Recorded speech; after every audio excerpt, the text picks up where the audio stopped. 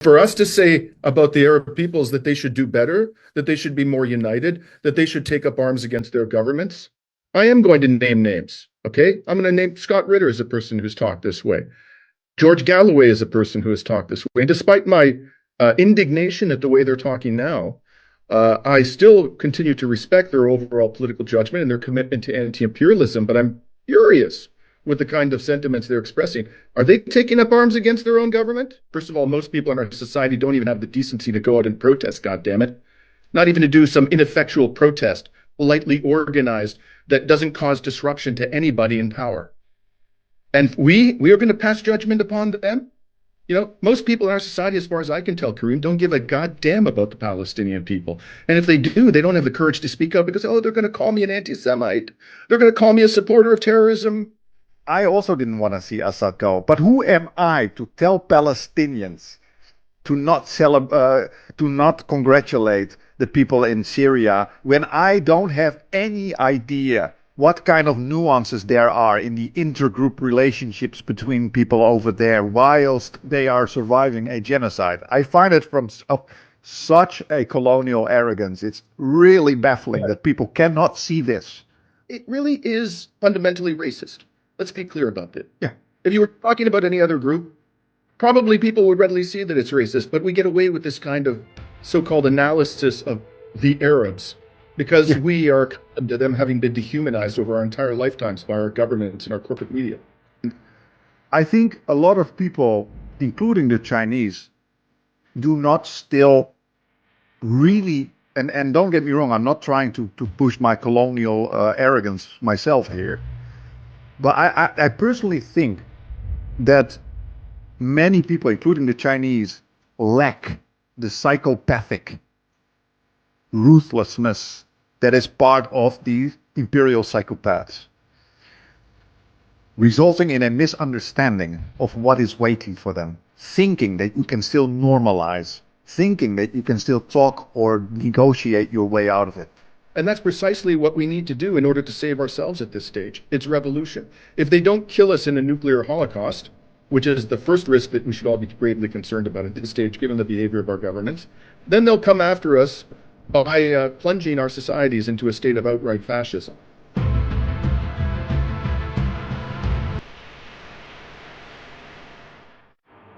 I was just right now watching your conversation with Laith, and I must say it's all very heartbreaking that is happening. I find it extremely hard to digest. It's a dark day, dark week, dark month, dark year, and hard to find light at the end of that tunnel. Absolutely, absolutely, and that's also why I wanted to talk to you a bit today, a bit about this bit of the background story behind everything that's happening right now. So let's just jump right into it. So I don't know if you have noticed, but I feel that, well, where shall I start? This is all very, very difficult. I first want to start actually with something that you said a while back on our show, and I want to see how you feel about it right now. We are seeing the disintegration of West Asia in front of our eyes. And I personally think that that many of us may even have underestimated the absolute brutal power of Western, US-led Western imperialism. And my question is, I remember you saying, Dimitri, that you said, I think I will see the liberation of Palestine in my lifetime. I remember that, and that actually was a very hopeful statement. It gave me hope, and I actually believed you. I wonder, considering what is happening right now, how do you feel about that? Do you still see that do you still see it the same, or has something changed? Let me say, perhaps it doesn't need saying that I don't have a crystal ball. No one can say with supreme confidence what will happen, not just to the Palestinians, but to any of us at this stage. But it wasn't even a hope. It was a strong conviction, a belief based upon an analysis of the evidence and the facts as I understand them. There are great gaps in our knowledge of what is actually happening. For example, why did Syria's government fall? What is the true state of the axis of resistance and so forth? So all I can do is make predictions based upon imperfect information, highly imperfect information.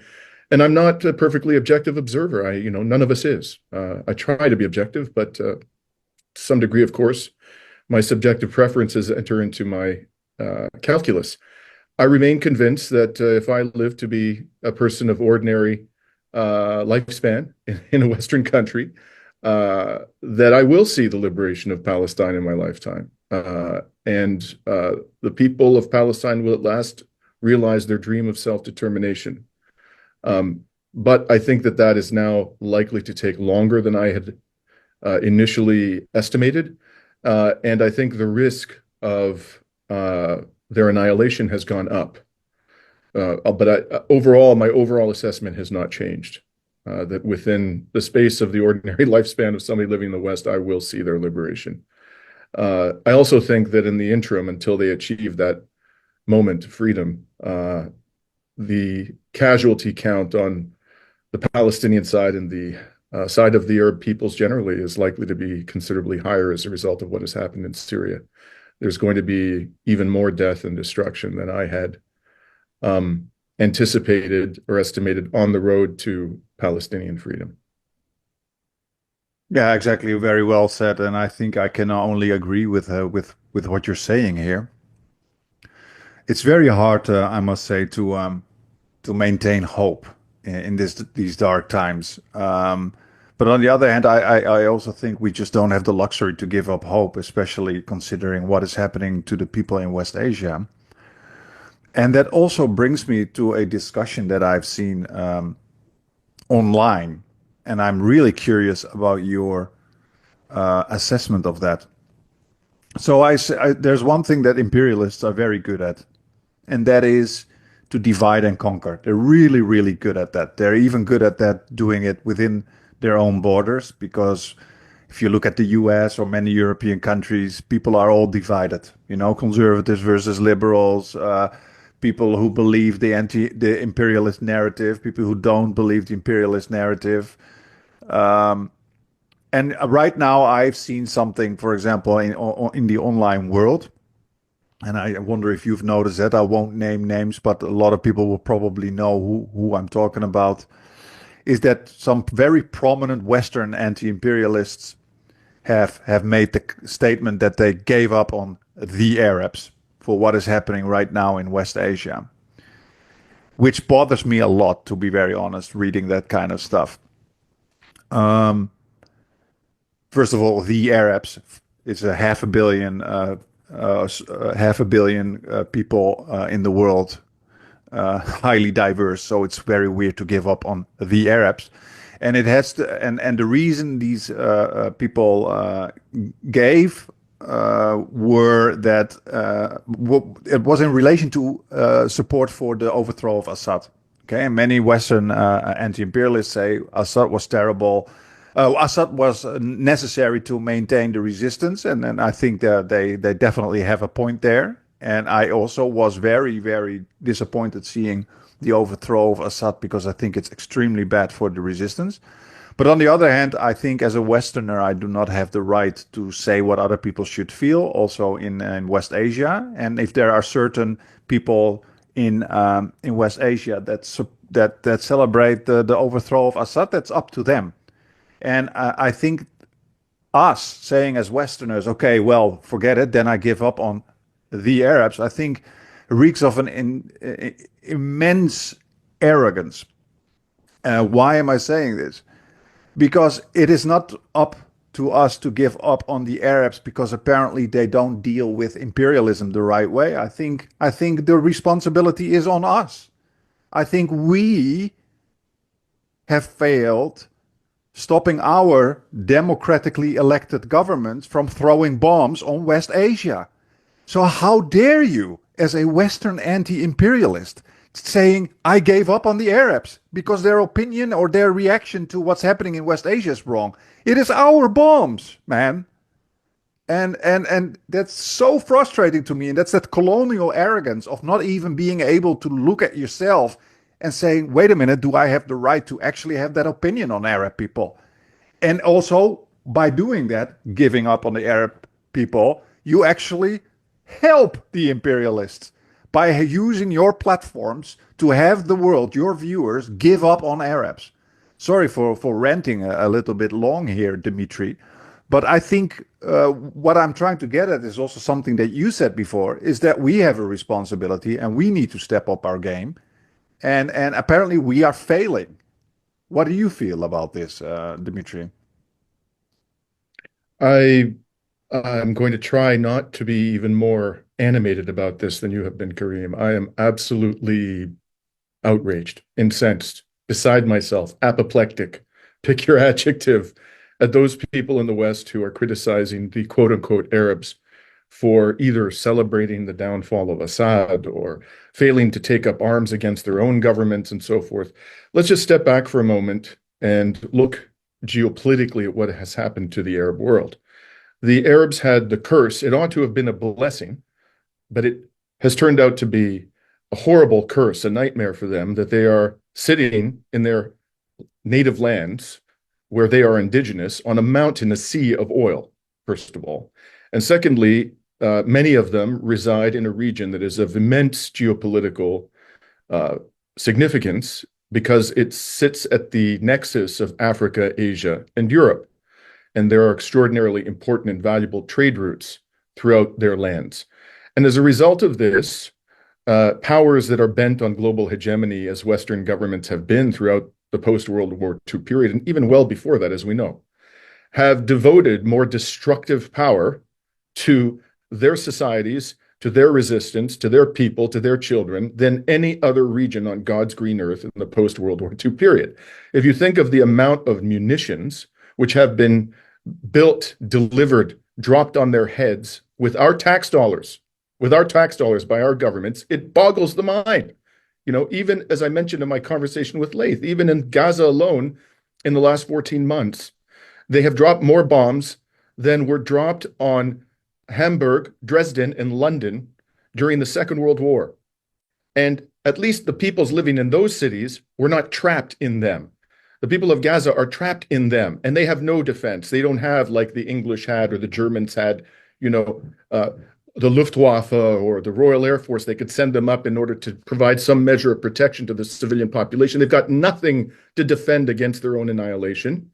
And for us to say about the Arab peoples that they should do better, that they should be more united, that they should take up arms against their governments, I am going to name names, okay? I'm going to name Scott Ritter as a person who's talked this way. George Galloway is a person who has talked this way. And despite my indignation at the way they're talking now, I still continue to respect their overall political judgment and their commitment to anti-imperialism, but I'm furious with the kind of sentiments they're expressing. Are they taking up arms against their own government? You know, here in the West, we can actually say, we can have the conversation that we are having right now, without having, at least at this particular point, who knows what it's going to be like in a year or 2 years, a well-grounded fear of being tortured, of being imprisoned, of having our kids blown to bits before our very eyes.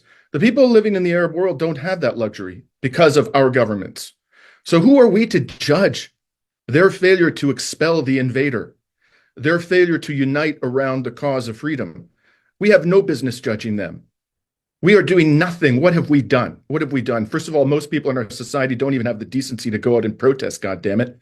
Not even to do some ineffectual protest, politely organized, that doesn't cause disruption to anybody in power. And we are going to pass judgment upon them.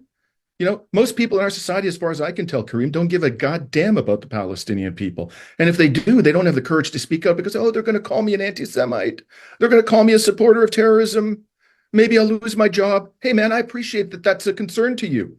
But you're going to pass judgment on the Palestinian people or the people of Syria or the people of Jordan, Saudi Arabia, who in their hearts bleed for the Palestinian people and the other peoples of the region who are being destroyed, but who have a well-grounded fear that they will be killed that their families will be destroyed if they speak out, even if they just speak out? No, we have no basis to judge them at all. We have failed. This is primarily on us in the West. We have failed. We have the power to stop our governments from doing this. It's not an easy task, to be sure, but we've not even come close to meeting our responsibility to the peoples of this region and to all oppressed peoples, all the victims of Western imperialism. They're all over the world. The body count is shocking. The streets of cities around the globe are littered with the bodies of the victims of Western imperialism. What have we done to stop it? Yeah, yeah, very well Sickening. said. Yeah, yeah, Dimitri, very well said. And it's very similar to what I wrote on my BettBeat Substack. Actually, exactly what you say. It was so incredibly disappointing to see people such as Ritter or Galloway give up on the Arabs. And of course, a lot of people will say, yeah, well, shouldn't misinterpret it. They mean it from the best of intentions. Well, if you say it like that, it has an effect. And it's very easy for us in the West to give up on people who are literally living under the bombs of our governments, and we're doing nothing. So the way they deal with it and the kinds of, if there are Palestinian factions that are congratulating the Syrians because they got rid of Assad, I also didn't want to see Assad go. But who am I to tell Palestinians to not congratulate the people in Syria when I don't have any idea what kind of nuances there are in the intergroup relationships between people over there whilst they are surviving a genocide? I find it from such a colonial arrogance. It's really baffling that people cannot see this. You know what I mean?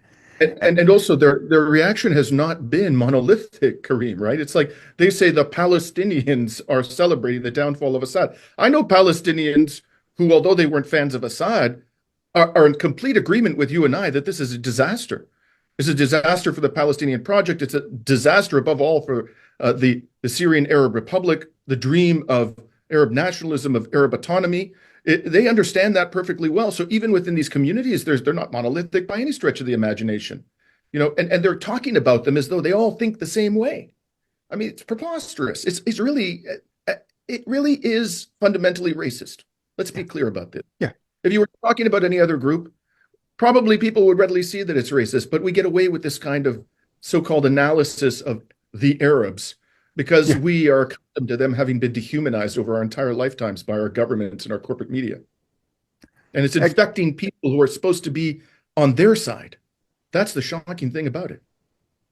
Exactly. And as a half Algerian guy from the Netherlands, I saw that stuff already when I was young. And I noticed it, but nobody believed me. When I highlighted that kind of insidious anti-Arab racism that is there and that is often coming from people that are so convincingly on your side that once you critique that, once you say, hey, listen, this is not okay, people actually attack you. They attack you for saying something about that. And that happens now, of course, as well.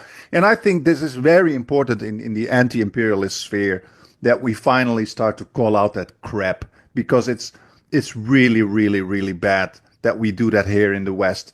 That kind of, we know better for everyone else, while we are a complete failure of stopping our so-called democratically elected governments from even ending diplomatic relations with Israel. Who has ended I'm serious. Who has ended diplomatic relations with Israel? I think there is one maybe in Latin America. I don't know which country that was, maybe Colombia or something. But as far as I know, there's one country that ended diplomatic relationships with Israel. I find it absolutely astonishing. One of the worst genocides we've ever seen, and nobody stops diplomatic relationships with Israel, including Russia and China. I mean, yes, yeah, and it's so much worse than I think even what we're really just scraping the surface of this hypocrisy. We actually, every single citizen living in the West profits from what is being done to the Arab world. Whether we realize it or not, whether we want it or not, we profit. So I'll give you a couple of examples. Let's imagine, as I'm sure you know, Karim, in the 1950s, there was a democratically elected president in Iran by the name of Mohammad Mossadegh. And the British and Americans overthrew this man. They admitted it after the fact. They declassified documents which showed conclusively that they overthrew him. And why did they do that? They did that because he wanted to nationalize the Anglo-American Oil Company, which was basically pillaging Iran's oil resources. He wanted, if he had done that, if he had succeeded, undoubtedly the oil, I think it's entirely reasonable to expect that the oil that Iran produced over the coming years under the Shah would have been priced in a manner that was more favorable to the Iranian people and would have been more expensive to the West. I'll give you another example, the Suez Canal. They have a brutal, sadistic dictator by the name of Sisi installed there after their one and only democratically elected president was overthrown, probably because he was just modestly sympathetic towards the Palestinian people. If that was actually a government that was maximizing the interests of the Egyptian people, probably the cost of transporting goods through the Suez Canal, goods to and from Europe, would be significantly higher. And there would be a transfer, a redistribution of wealth. If these were governments that prioritized the interests of their own people rather than their masters in Washington, the goods and services and commodities that we purchase from them would be priced in such a way that there would be a redistribution of wealth from the Western world to their societies, which there should be. There should be. We have impoverished them. We have profited every single day of our lives from the oppression of Arab peoples, which means that our obligation to defend their human rights is a profound one. It's not simply a case of us sitting back and failing to act. We are living off of their suffering, whether we realize it or not. Yeah, not just that, Dimitri. I mean, besides dehumanizing Arabs in West Asia and North Africa, we include their dehumanization within Western borders itself. I mean, the ways Arabs and Muslims have been treated in Europe and probably in Canada, that's very similar, is just appalling. We have complete governments in Europe, for example, in the Netherlands. We have complete governments that thrive on Islamophobia and anti-Arab racism. They have literally voted into power because they are saying the most horrendous things about Arabs and Muslims. I remember, I think it was Leith who said that there is hardly any other group in the world that has been so dehumanized by imperialism as Arabs. Of course, we had black African slavery, which is of course you could say an equal contender, but I hate to compare these things. It's all horrendous, but it's true. It's so normalized to just say the most gruesome things about Arabs, to the extent that our societies care more about privileged Ivy League Zionist Jewish students' feelings than those who try to stop a genocide on Arabs. You know, it's that intensely normalized. And I think we really have to reckon with ourselves in the West. Like, what have we done to these people, and what are we still doing to people in West Asia, North Africa, to the Arab world, Muslims? And that brings me to another question I have for you, Dimitri, in that sense. And by the way, I wanted to say to everybody who wants to know the intricacies behind imperialism, there's also something we need to discuss more. I can advise everyone to see our latest interview with Professor Michael Hudson, who tries to, very in simple terms, tries to explain to us how it is possible that the US empire is able to have that continuous stream of money to bankroll imperialism in every corner of the world. I think that discussion also we need to have that, because it's abnormal that a 300 or 330 million people strong country is literally controlling an almost 8 billion population of the world by sowing death and destruction literally in every corner of the world. That's an endless stream of money. We need to have that discussion. Like how can we stop this? And that also brings me to China and Russia. I think they are way too passive, and I think they do not realize the brutal expansionism of imperialism. And they're already at the door of China now. They have these Uyghurs in Syria. They're training them. They are getting closer to Iran. They are pacifying Russia in Ukraine. I think the Chinese do not realize what's coming for them if they don't step up their game. What do you think, Dimitri? Their passivity continues to amaze me, Karim, just as you are dumbfounded by it, so am I. I mean, I saw in a report today that the Uyghur terrorists who have helped HTS to seize Damascus are openly declaring their intention to return to China and to wage jihad. But this is entirely foreseeable. What did the Chinese government think was going to happen? You know, the Iranian regime is clearly next, and China is the biggest importer of oil from the Islamic Republic. If they seize control of Iran by overthrowing its current government, installing one that is going to be effectively a vassal of Washington, then the Axis resistance is, for all intents and purposes, it won't be completely dead, but the project of liberation of the Arab peoples is going to take far longer, and there'll be far more suffering in the interim. But if they do that, this is going to be profoundly contrary to the interests of China, which is extremely dependent upon oil and gas from West Asia. So I don't know what they're thinking here, you know, Karim. Hopefully, this upheaval in Syria is causing them to reflect carefully on their passivity and their restraint. Now, I'm not suggesting that they go to war, but why aren't they imposing sanctions? They themselves are being subjected to sanctions. You know, I recently had the opportunity to interview the Russian ambassador to Canada, who was a gentleman. It was a very enlightening conversation. On the whole, I don't agree with the narrative about the Russian Federation we hear in the West, and I've been very clear about that. But I asked him, why isn't the Russian Federation imposing sanctions upon Israel? And he said to me, well, the position of the Russian Federation, first of all, we don't arm the Israelis. That's something. I said, do you have a formal arms embargo? He said, no, but as a practical matter, we don't arm them. But we believe that sanctions without United Nations Security Council approval are a violation of the UN Charter. Well, I agree with him. In principle, that's true. But there's also something called the Genocide Convention. And under Article 1 of the Genocide Convention, to which the Russian Federation is a signatory, all states have an obligation to prevent genocide. So that surely means that in an appropriate case, you are exempted from the prohibition on imposing sanctions under the UN Charter and can impose sanctions on someone who's in the process of committing a genocide. So as a legal matter, I think the Russian Federation is wrong, but also as a practical matter, how is this principled stand taken by the Russian Federation shielded it from unilateral sanctions?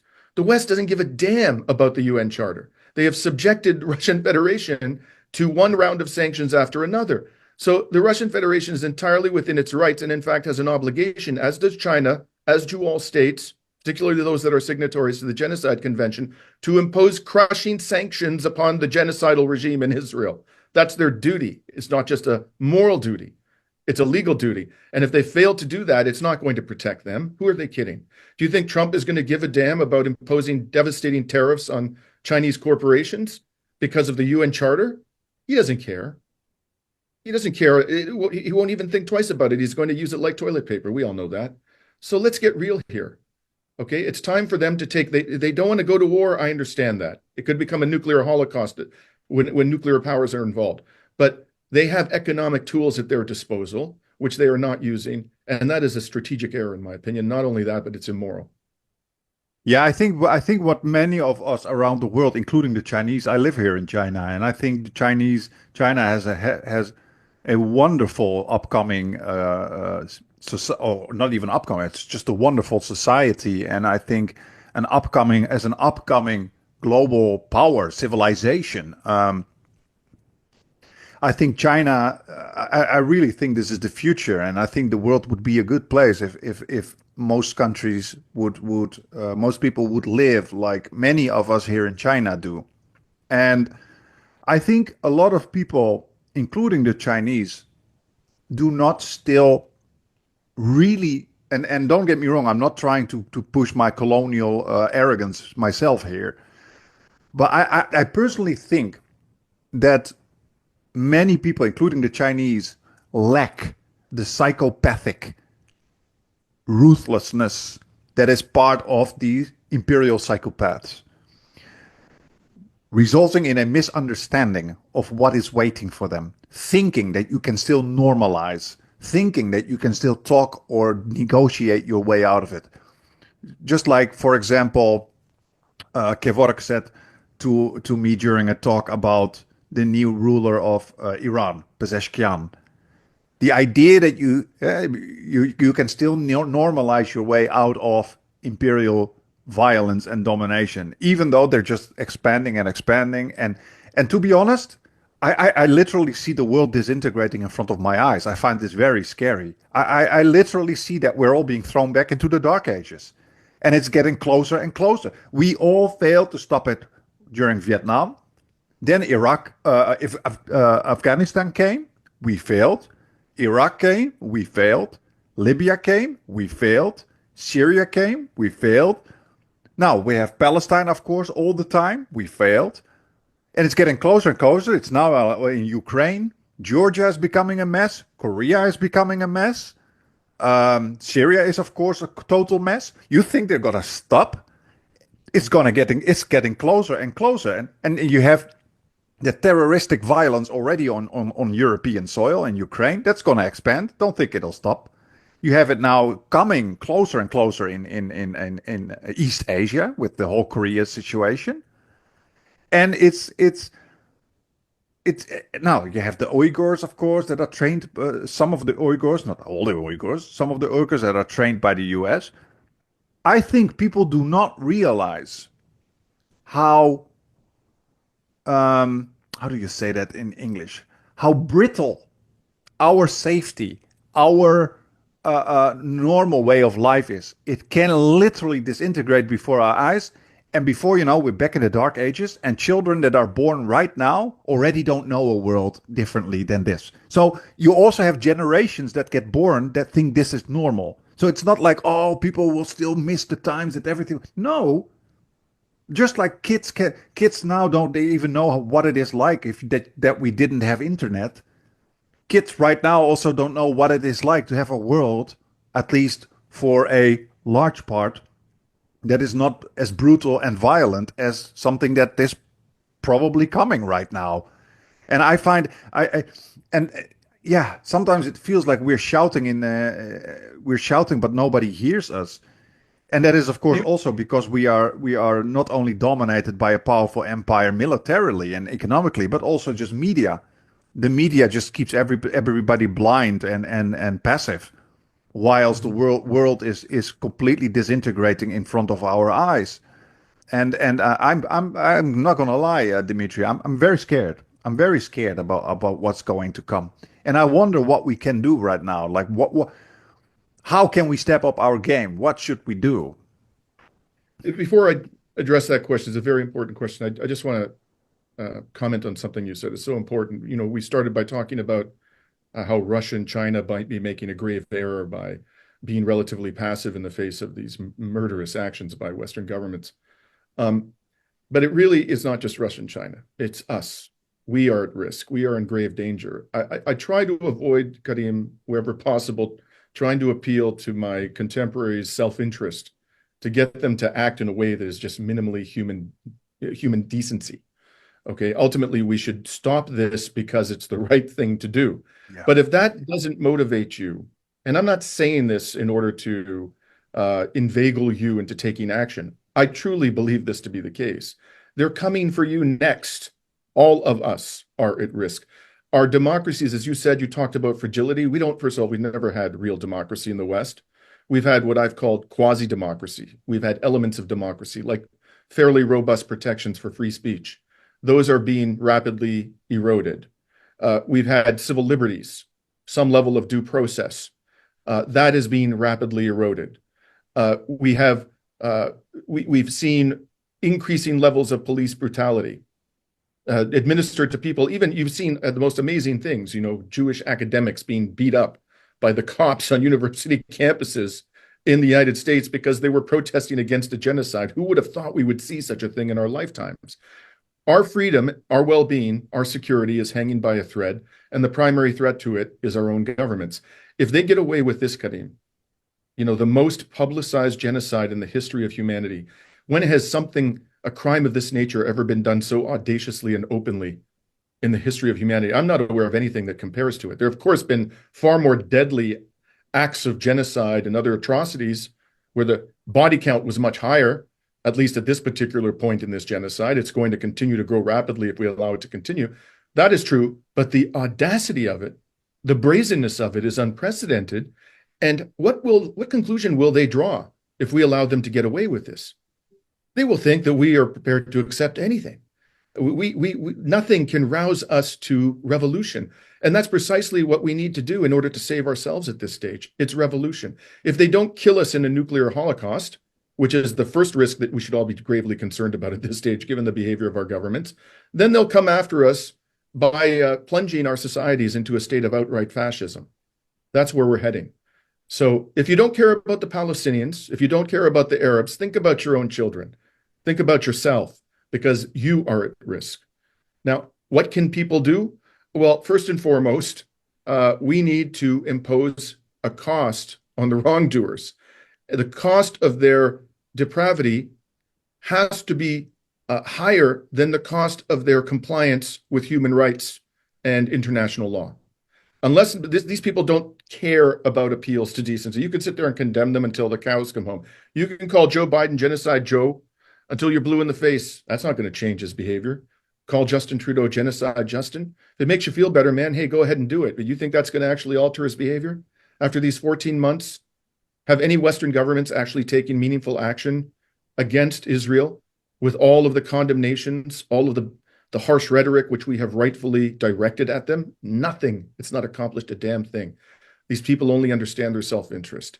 So first and foremost, I think we have to impose an economic cost on the corporations and the billionaires who are fueling this genocide and these wars in West Asia. BDS is an obvious way you can do that. And it also happens to be, if you're not publicly advocating for BDS, it is essentially a risk-free way of helping the Palestinian people, because they're not able to identify through your purchasing choices that you have made a conscious decision. If you're just privately doing it, they're not able to identify you as somebody who is using your knowledge of who is complicit in the suffering of Palestinians to influence your purchasing decisions.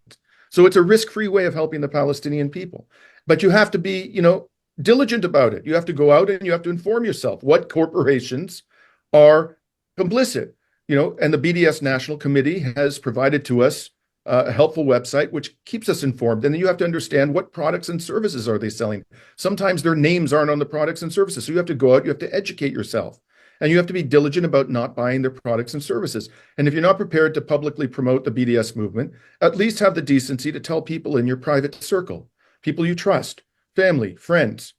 These are the corporations that you need to stop buying from. We are not anywhere close to the critical mass we require to make BDS effective. We have not yet imposed a cost that is high enough on these corporate entities. There have been some notable examples, but in general, we have not come nearly close to the level of collective action we need in order to impose these costs on the complicit corporate entities and gazillionaires out there. The second thing is, we need to actually cause disruption to the activities and the operations of these corporations. And we've seen some very admirable examples of this, for example, in the United Kingdom, where there have been repeated actions on the part of Palestinian solidarity activists to shut down or disrupt the operations of the Elbit Systems manufacturing facility in the United Kingdom. We've seen attempts, some of them successful, in the Mediterranean major ports to stop tankers that were believed to be delivering fuel to the genocidal regime. These types of things need to be scaled up massively, but be clear about this. If you engage in that form of resistance, you are at risk. That's just unavoidable. They may arrest you. They may charge you criminally. You can try in a court of law to raise some sort of defense based upon principles of conscience. But at the end of the day, you may go to jail. And I say to you as a citizen, this is a risk we now must take, not just for the benefit of the peoples of the Arab world, for our own security, our own safety. We must take on these risks. And if we're prepared to sit there and to say to people living in the Arab world, you should take up arms and overthrow your own US-backed dictator, how can we not, in good conscience, take on the risk of being charged criminally for disrupting the business operations of a corporation that is fueling a genocide?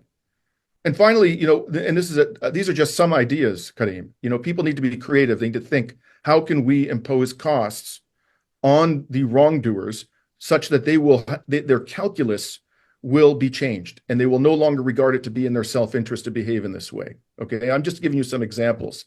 But a third way, and there's something that I've done repeatedly, is I go into events where leading politicians, the most powerful politicians, for example, there was an event in Montreal last year where Antony Blinken was being feted by the Canadian Foreign Minister, Melanie Joly. And I got together a group of activists and we went there and disrupted the event. And we told him to his face he was a war criminal. There were people who went out and they found out where the Canadian Foreign Minister lives. And they actually camped out in front of her home and protested against her complicity in the genocide.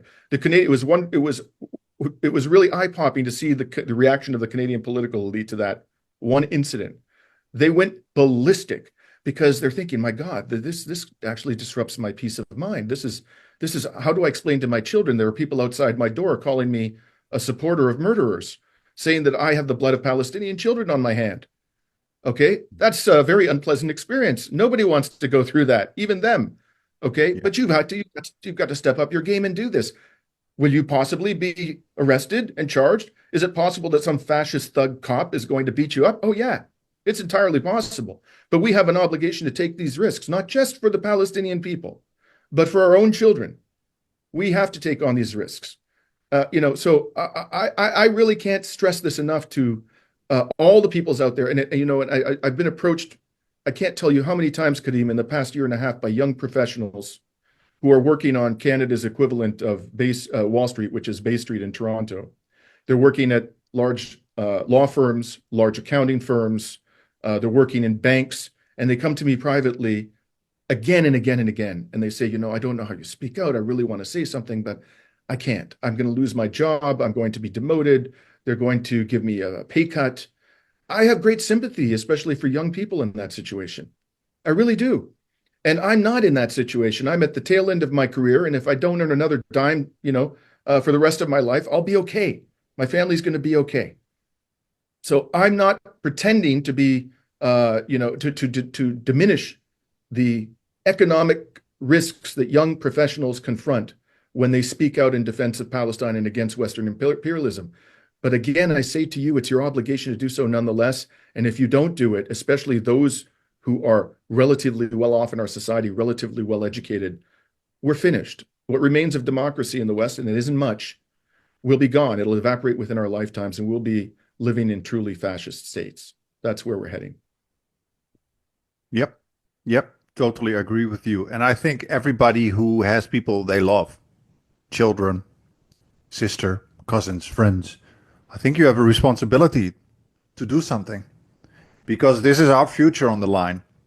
Let alone the suffering, the intense suffering of the people in West Asia and other parts of the world under the boot of imperialism. Like you said, that should be our first driver. But even if people do not care about that, and there are a lot of them in our parts of the world, then think about your own people you love. Because believe me, what's happening in Palestine is not going to stay within those borders. If you think they can do it to little children over there, and I mean, everybody has seen the images. These children are identical to our own children. They're going to do it to you. Seriously, they're going to do it to you. They do not give a flying F. And why do they not give a flying F about their own people? Look at the prison industrial complex. Look at what they do. You think they care about you? You know what I mean? And I think you made a very good point there. You said these politicians, once you disrupt their lives and actually their children start to see things. For example, when you're protesting them as genociders and everything. This is such a good point because most of these politicians live in a very closed off bubble where they just don't feel it. Yeah, they see on the television some people waving flags and blowing whistles. They just don't care. They really don't care. And once it disrupts their personal life, because all these narcissists are big, fat, egotistic people. So once you disrupt their personal lives, then it suddenly starts to hurt them. And I think you make a very good point because I remember these young people also camping outside of Blinken's house, and every day throwing like blood on the road when he exits with his car and his children. I think that stuff, even though Blinken is just a robot, but I think that stuff really, really, really works. And I think that should happen much, much more. But it also brings me to another question. And I think we, as people who are against imperialism, have never really, really, like I said, there are so many crucial aspects we don't dissect on the anti-imperialist side. We discuss the most obvious things such as assassinations, militarism, the funding of extremist groups. All these things are very visible, but we lacked the deeper discussion about the things that really keep this empire running. And like, for example, one of the examples is, like I said, is our recent discussion with Professor Michael Hudson about how is it that the dollar dominance makes this empire, makes the US imperialism able to just use endless streams of money to fund this. Okay, this is one of the crucial discussions. But there's another crucial discussion that is lacking. I hardly ever see that on anti-imperialist channels and newspapers and everything, or online newspapers, I should say. And that is the question: who runs empire? I'm serious. Who is running? Why do we not highlight the faces, the names of the people who run? Okay, we're all saying Biden this, Biden that, Trump this. Guys, seriously, it doesn't matter if it's Trump or a bloody robot. The empire will go on. He's a figurehead. He's just a face, and not only he's a face. He's the distraction. He's where you can vent your anger at. But who is running empire? Who are the faces behind empire? Like, tell me, any of you, all the big banks. Do you know who are running the big banks? What's their name? What's their faces? What's the board of trustees? What is whatever you call that? Who have stocks in these big banks? How does it work? Like, who are the faces that are killing people around the world? Do we know? Yeah. Do we know? Do we highlight them? Your words are music to my ears, Karim. I could not agree more. I don't think we should, ultimately, these are the people who do control Western government policy, but they do have power. If they choose to exercise it, people like Joe Biden and Justin Trudeau and Olaf Scholz and Keir Starmer, if they choose to exercise it, they will pay a personal price if they do that. Those people who ultimately have economic control will make them suffer for their disobedience, but they could do it if they were prepared to take the price. But you're absolutely correct that we have to expand the pressure to the people who are ultimately standing behind the faces of power. I think is an excellent question. Do you know, like you said, who's the CEO of Raytheon? How many people could answer that question? How many people could answer the question, who's the CEO of Boeing? Who's the CEO of Elbit Systems? Who's the CEO of Rafael, the fighter manufacturer? These are questions which are easily answerable. A minimum of due diligence will enable you to do that. And if you join with others in devising ways to make their lives uncomfortable, deeply uncomfortable, seek them out. I'm not suggesting upon anybody that they take, matters into their own hands by means of violence, like this person, this accused individual. I believe his name is Luigi Mangione, who is accused of having shot the CEO of United Healthcare. I'm not urging anybody to do that. You don't have to do that in order to have an impact upon these people. You can do things that are nonviolent, but which nonetheless, in the society in which we live, is going to expose you to some level of legal risk. And it's a level of legal risk that I think is one that we regrettably have to be prepared to assume in order to have an impact. We're not having an impact. Those are the people we need to focus upon, 100%. At the end of the day, I'm here to tell you, because I get asked this question all the time by people, because I'm a lawyer. You know, what are the risks to me if I do X? What are the risks to me if I do Y? And they want me to tell them, I know, that there is a risk-free way to put a stop to the depravity and to set our world on a sustainable course, a course that complies with the minimum dictates of human conscience and decency. But there is no risk-free way, with the possible exception, as I said, if you just privately make consumption choices, and you avoid buying products and services, which is something. I urge you to do that at a bare minimum, But at the end of the day, if you really want to have an impact, you're going to have to expose yourself to some level of risk. Yeah, exactly. And I think exactly like you say, within the bounds of the law, you can, of course, make people's life uncomfortable. And I and want to these give you an people, example, by the way. I want to be concrete, just as an illustrative example of what you should be doing in that regard. Okay. Back in 2018, because I see people that sort of the lone wolves of disruption, I call them, who they're well-intentioned people, right? They see an opportunity. There's somebody, they run into somebody in public, yeah, some prime minister or some minister having dinner, and they go up to them and they interrupt them. They disrupt their peace of mind and they accuse them rightly of being complicit in a genocide. I have utmost admiration for people who do that. It takes courage to do that, So, and I don't want to diminish that, but if you want to really be effective, you have to be more organized than this. And I'm going to give you an example. Back in 2018, an Israeli sniper during the Great March of Return shot a Canadian-Palestinian doctor who actually is a friend of mine by the name of Tariq Lubani. He was in Gaza and he was tending to wounded civilians who were being gunned down by Israeli snipers in the Great March of Return. This entirely peaceful attempt by Palestinian refugees in the Gaza Strip to exercise their internationally legally recognized right to return to their homeland. Okay, so he gets shot. What does the Canadian government of Justin Trudeau do? 2 weeks later, it enters into an enhanced free trade agreement with Israel. Doesn't even delay the signature of this enhanced free trade agreement, which is much more beneficial to Israel than it is to Canada, because Canada has a much bigger economy. It's a much bigger market than Israel's market. Okay, he did nothing.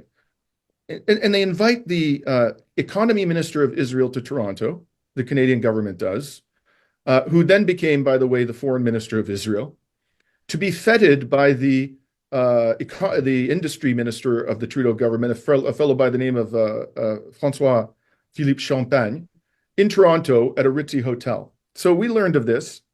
I and a bunch of other activists, and the price of entry, there was a sumptuous meal available to the people who came, was about $150 a head. So we raised money and we got 6 volunteers to go in there, of whom I was one.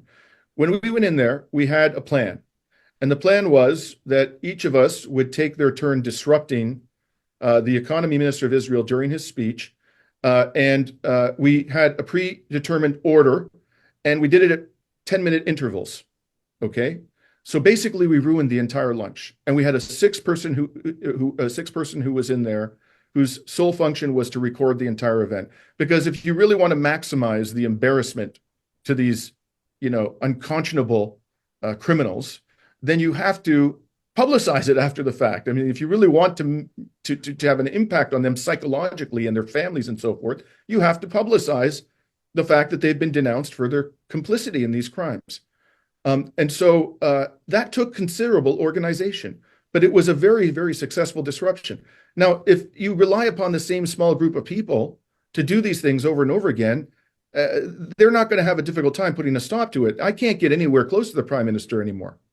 I have disrupted Prime Minister Justin Trudeau so many times at public events in Montreal that now his security detail have standing instructions. They know what I look like. I think they actually study my photos. It's not just me, by the way. There's a handful of other activists in Montreal, like Yves Engler. We're in the same boat, all of us. We can't get anywhere close to a minister, not just the prime minister, a minister in the Trudeau government. whenever they come to Montreal, and they come frequently. So we need help. People need to come together, identify where they're going to be speaking in public, not just the politicians, as you said, but also these corporate executives, these corporate bigwigs who live in relative anonymity, organize a way of causing their complicity to be brought to the public's attention to the maximum possible degree and cause them discomfort as much as possible. At least let's do that much, people. We need help. We can't all be the same, 100 or 200 people in Canada doing that, or whatever country, people are organizing in. We need everybody to step up to the plate. If we did this en masse, it doesn't have to be the whole population. If you had even 5 or 10% of the population engaging in these sorts of actions in a disciplined, organized way, and sustaining it for a considerable period of time, we could affect their behavior. It has to be more than sporadic. Yeah, well said, well said. And what you're saying, an organization, instead of giving up on the Arabs, we need to organize more in our part of the world. Absolutely. And what you were saying was very coincidentally, I was actually thinking about the same examples. The people who are interrupting speeches and then dinners of all these powerful people. I've seen that the ones that are always so successful is where you have people around the hall, sitting all around the hall, different areas of the hall, and then every time somebody pops up, you have like the security guards taking them away, and pop, there's another one, and pop, there's another one, Absolutely.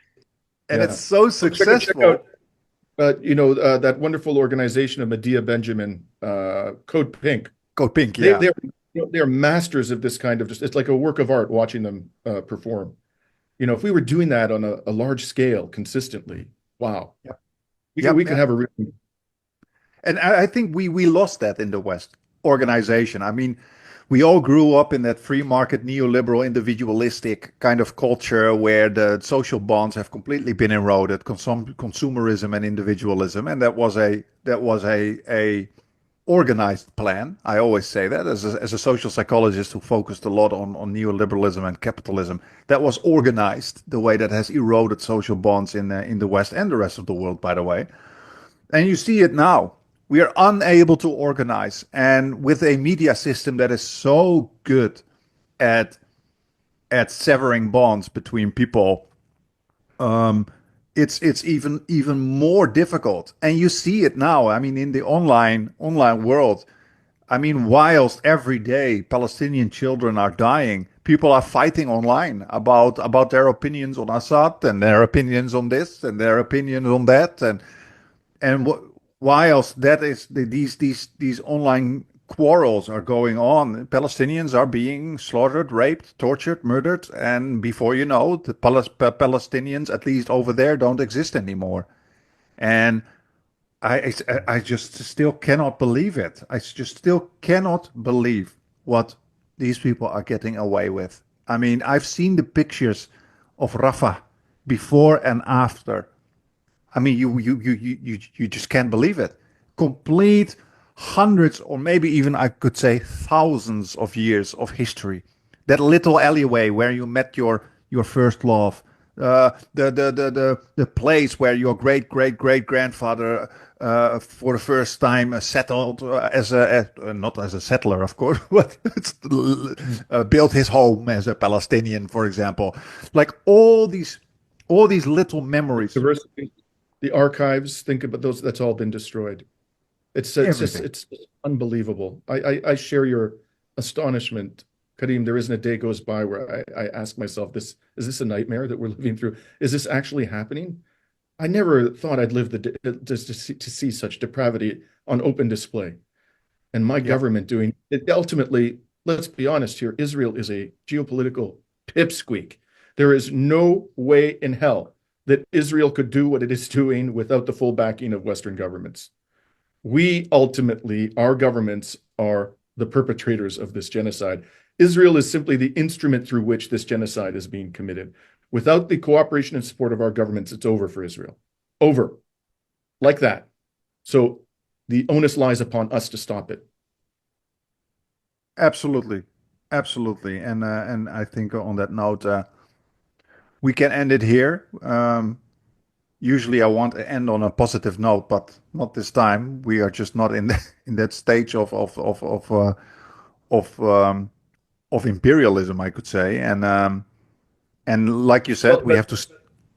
yeah, I do want to say something about that, Karim. You know, I have this kind of conversation with people in my family, you know, but they want to talk. Sometimes they don't want to talk about it because it is very uh, distressing and dark to have to address what is happening in the world. Okay. One reaction you can have to all of this is despondency. And that is a very natural reaction. And sadly, which I think most people have when they see this, and it's entirely understandable. But there's another reaction you can have. And the other reaction is indignation. You know, you can channel this so that it arouses the fire in your belly and you say, no more.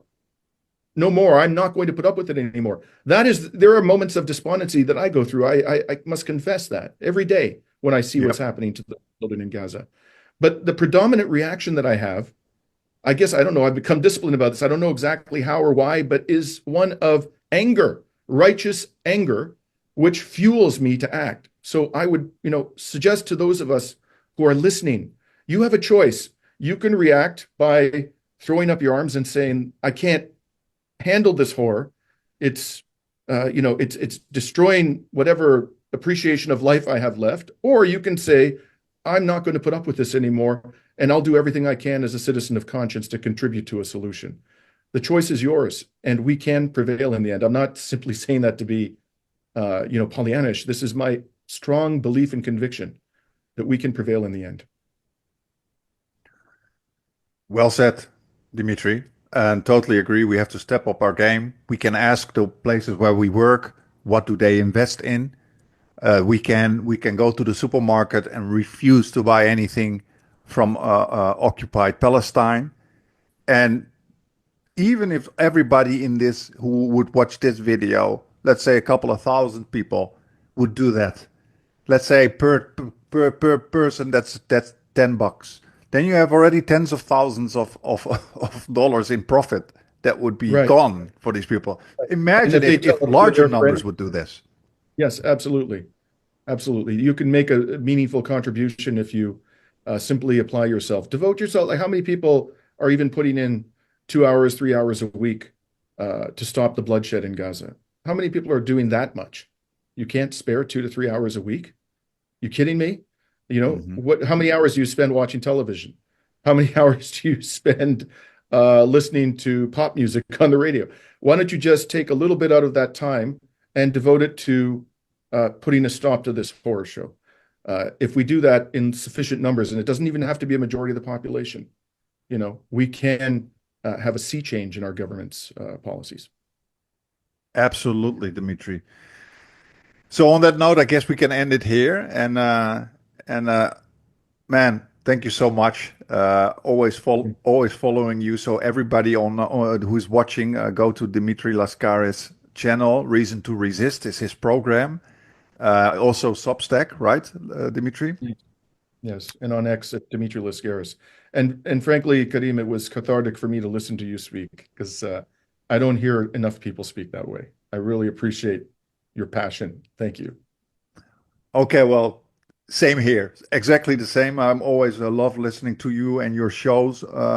You're one of the few people that I can honestly say that has a good heart.